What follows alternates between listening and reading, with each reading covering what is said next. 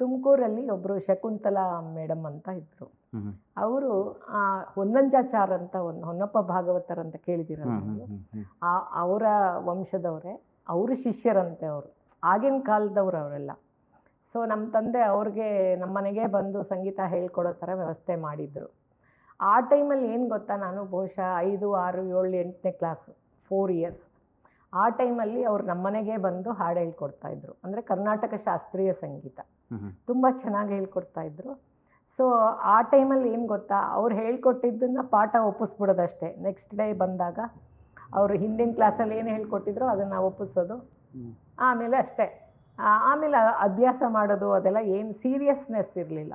ಸಂಗೀತ ಅಂದರೆ ಏನು, ಅದಕ್ಕೆ ಎಷ್ಟು ದೊಡ್ಡ ಸಾಧನೆ ಬೇಕಾಗುತ್ತೆ ಅನ್ನೋದೆಲ್ಲ ನನಗೆ ರಿಯಲೈಸ್ ಆಗಿದ್ದು ಬಹಳ ಲೇಟಾಗಿ.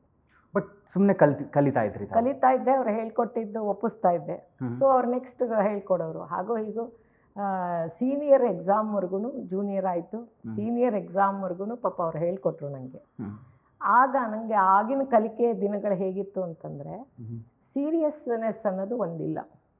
ನಾನು ಎಲ್ಲೋ ತುಂಬ ಕಲಿಬೇಕು, ಕರ್ನಾಟಕ ಶಾಸ್ತ್ರೀಯ ಕಚೇರಿ ಮಾಡಬೇಕು ಅನ್ನೋದೆಲ್ಲ ತಲೆಗೆ ಬಂದಿರಲಿಲ್ಲ. ಯಥಾ ಪ್ರಕಾರ ಸ್ಕೂಲಲ್ಲಿ ಕಾಂಪಿಟೇಷನ್ಗಳಾಗ್ತಿತ್ತು, ಅದಕ್ಕೆ ದೇವ್ರನಾಮ, ಭಾವಗೀತೆ ಎಲ್ಲದರಲ್ಲೂ ಪಾರ್ಟಿಸಿಪೇಟ್ ಮಾಡೋದು, ಹೀಗೆ ನಡೀತಾ ಇತ್ತು. ಆದರೆ ಸೀನಿಯರ್ ಎಕ್ಸಾಮ್ ತಗೋಬೇಕು ಅನ್ನೋ ಟೈಮಿಗೆ ಏನಾಯಿತು, ನನಗೆ ಸ್ವಲ್ಪ ಸೈನಸೈಟಿಸ್ ಆಗಿಬಿಡ್ತು. ಸೊ ಹಾಗಾಗಿ ನಾನು ಎಕ್ಸಾಮ್ಗೆ ಅಪಿಯರ್ ಆಗಲಿಲ್ಲ.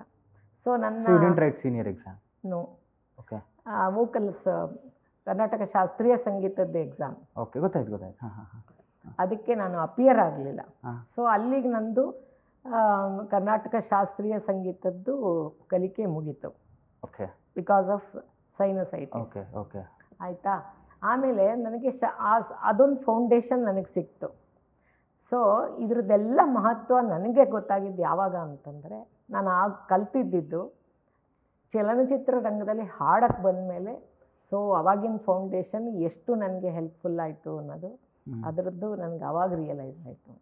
ಅಲ್ಲಿವರೆಗೂ ನಾನು I was not very serious. So cinema ಇಂಡಸ್ಟ್ರಿಗೆ ಬಂದ ಮೇಲೆ ನಿಮಗೆ ಅದರ ಗಂಭೀರತೆ ಗೊತ್ತಾಯಿತು.